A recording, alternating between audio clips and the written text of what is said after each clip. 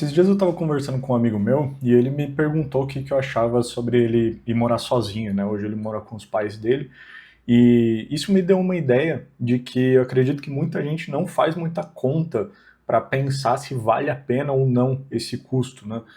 Então, pô, além da parte de independência e tudo o restante que isso envolve, tem um custo bem alto, né, por morar sozinho. Então, eu resolvi fazer esse vídeo para dar uma esclarecida e é uma grande decisão financeira. Então, entra nesse módulo aqui e tem formas, né, algumas dicas, inclusive, para que você faça isso da forma mais responsável possível, enfim, e mantendo um planejamento adequado, tá? Então vamos lá, começando aqui, uma coisa que eu acho que é muito importante e vai muito de autoconhecimento também, né?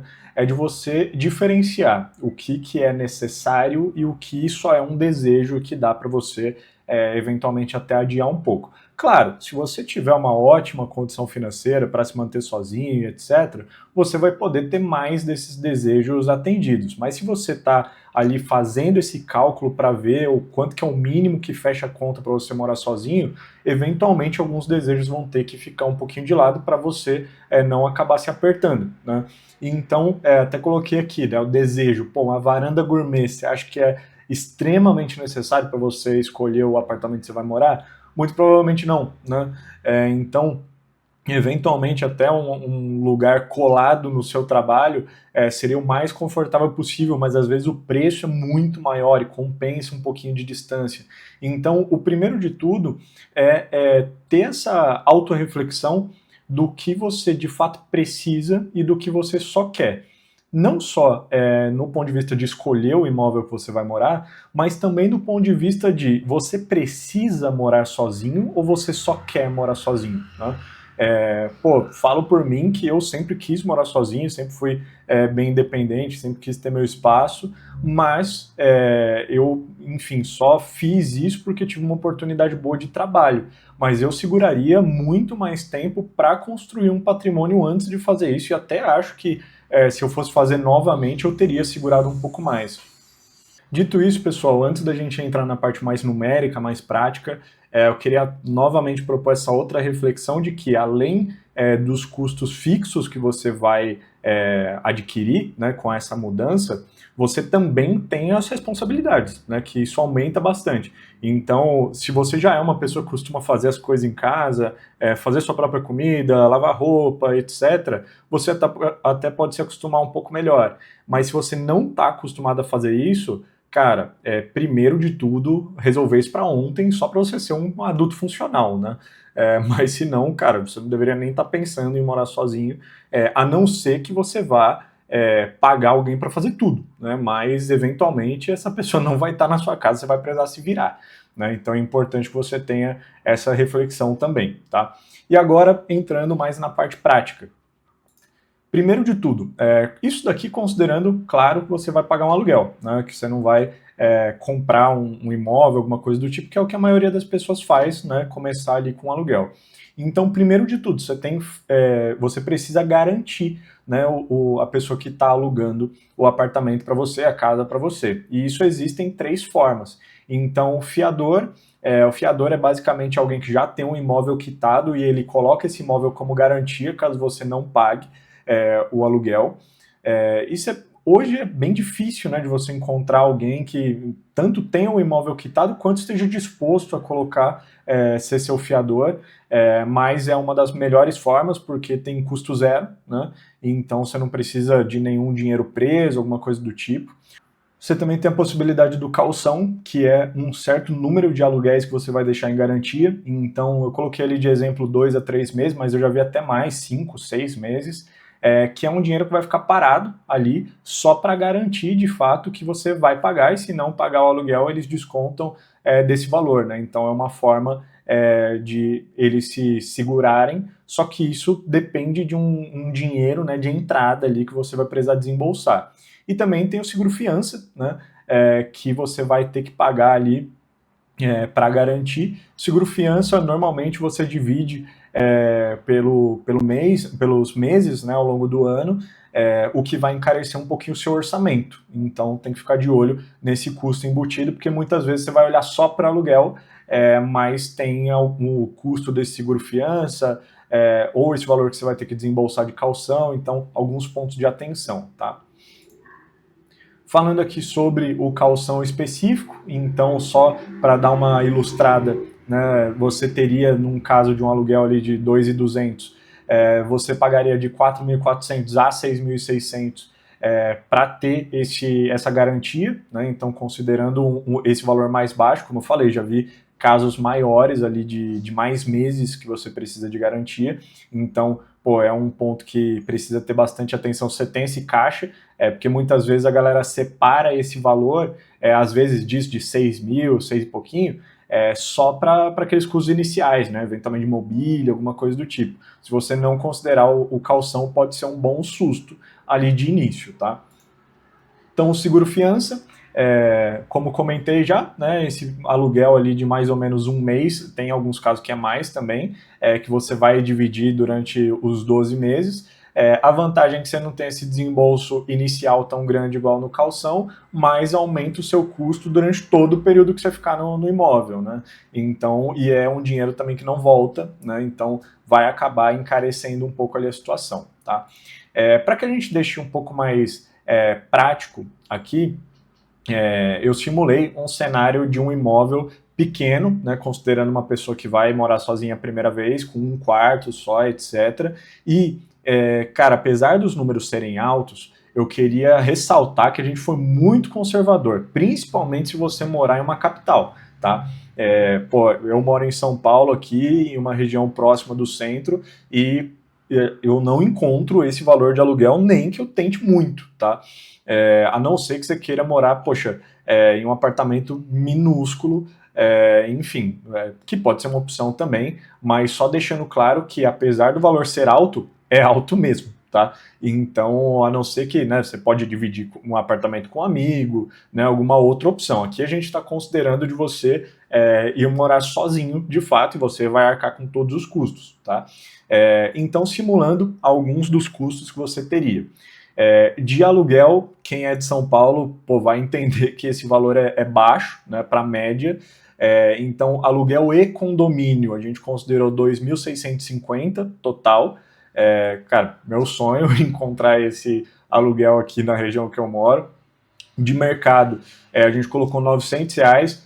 Pode parecer bastante para uma pessoa só, mas com certeza vai ter um mercado ali no meio do mês, vai ter uma coisinha ou outra que você esquece, não sei o quê. Então aqui ainda até dá para discordar, que está um pouquinho mais alto, mas vamos considerar 800 que seja, não vai fazer tanta diferença assim no total, tá?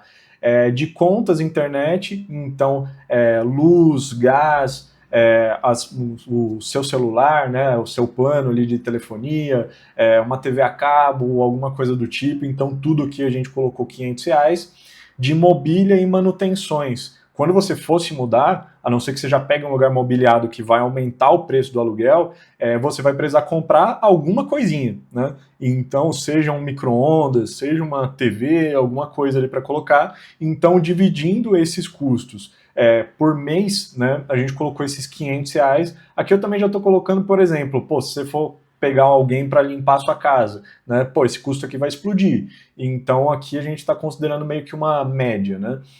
E imprevisto, sempre vai ter, tá? Então considera isso dentro do seu orçamento, que muitas vezes esses imprevistos, se você mora com seus pais, não são responsabilidade sua, né? Mas é importante que você comece a se preparar agora, porque eles vão aparecer mais cedo ou mais tarde, tá?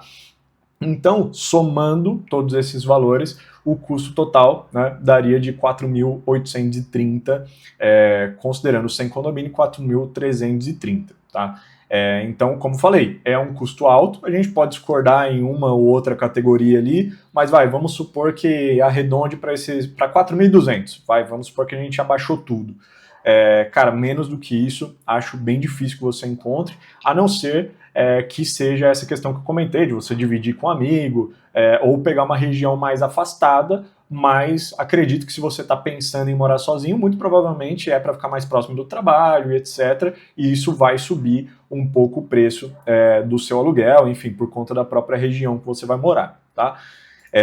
Importante, assim como eu falei na primeira aula desse módulo aqui de grandes decisões financeiras, eu mostrei aquele gráfico de margem, né, do que você fica de respiro para sobreviver durante o mês. Então, simulando que a pessoa tem uma renda líquida ali de 5.500, e aí aqui você substitui pelo seu valor, se ela tem esse total de custos, né, da simulação que a gente colocou, sobrou R$ 600, 670, para todos os outros gastos, né? Então, se você for fazer uma academia, um plano de saúde, muito provavelmente já vai consumir grande parte disso daqui, e se você for sair um final de semana, então, né, você tem que considerar isso também. Então, poxa, 12% só de margem para você arcar com outros custos e ter qualidade de vida, acaba ficando bem apertado. A gente não colocou transporte, a gente não colocou algumas outras categorias que são importantes para você se manter, tá? Então, cara, é importante que, mesmo que a gente discorde de uma categoria ou outra, o meu intuito aqui é só que você abra o olho nesse sentido e substitua os seus valores, porque muitas vezes você não está contando com algum desses, tá? E aí eu queria te trazer uma outra reflexão. Por quê? Muitas vezes é aquilo que eu falei no início. Você não precisa de fato morar sozinho. Óbvio que todo mundo quer e etc. Mas esse é um momento da sua vida que, se você está considerando morar sozinho, eu entendo que você já está ganhando relativamente ok para você poder considerar essa opção, né? Se você já está ganhando relativamente ok nesse sentido, cara, essa decisão é uma das mais importantes que você pode fazer. Por quê? Se você optar por segurar 1 ou 2 anos para tomar essa decisão, com certeza você consegue fazê-la mais para frente de forma muito mais confortável, tá? E como que eu queria mostrar isso para vocês para deixar o mais palpável possível? A gente também fez uma simulação considerando alguns custos. Então vamos supor que você precisaria arcar com esses custos todos que a gente comentou da simulação, né? Então, vamos supor que você continue morando com seus pais, tá? Mas você pegue essa diferença e invista todo mês. Para essa simulação, o que a gente fez? A gente só tirou o custo de mercado e de contas, porque eu estou considerando que, se você é uma pessoa, né, de caráter, uma pessoa que tem noção, você ajuda seus pais em casa, né? Se você já está com dinheiro suficiente para morar sozinho, você minimamente ajuda em casa porque você consome, né? Então, esses 2 gastos aqui de mercado e de contas, eu vou considerar que você vai continuar tendo morando com seus pais, tá? E esses outros valores que você só teria morando sozinho, né, que é de moradia, de mobília e de imprevistos, é o que a gente vai considerar para a simulação. Então, esses valores juntos daria 3.430, tá? Durante o período de 24 meses. 2 aninhos, você falou, hoje eu consigo morar sozinho, beleza, vou começar a guardar esse dinheiro para daqui a 2 anos eu fazer isso. Investindo a 0,8% ao ano, que hoje é possível, estou falando isso dia 8 de janeiro de 2026, com juros altos e etc., esse patamar de rentabilidade é possível, né, de ser alcançado. Isso pode mudar daqui a 1 ano, 2, né? Ao final desses 2 anos, o que você teria acumulado seria de investimento, né, de fato. Você colocou R$82 mil e você acumulou, somando o rendimento, R$90 mil, tá? Então, 82 mil foi o que de fato você aportou, tá? Esses outros 8 mil são só de rentabilidade. Então, cara, pensa comigo, R$90 mil é um dinheiro que a maioria da população não tem para sair com esse conforto de casa. Você concorda que você, tomando essa decisão com quase R$100 mil no bolso, você faz isso de uma forma muito mais confortável. Então, se hoje você está pensando em morar sozinho simplesmente porque, sei lá, você quer ter sua independência e etc., é um motivo super válido e é uma decisão sua. Mas tenha em vista que, se você aguentar um pouquinho, você pode fazer isso de forma muito mais confortável. É um conselho que eu daria assim, para o meu irmão, tá? Porque, poxa, tem esse tipo de decisão, que é uma decisão grande, faz muita diferença mais para frente, tá? Então, você tomar ela com o máximo grau de consciência possível é muito importante, tá? Se você achou que eu esqueci algum ponto aqui de comentar e etc., deixa aqui nos comentários. Deixa um gostei aqui também se você achou que ficou interessante, compartilha ali com algum amigo seu que está pensando em morar sozinho ou não, e a gente se vê no próximo vídeo, pessoal. Espero que vocês tenham gostado.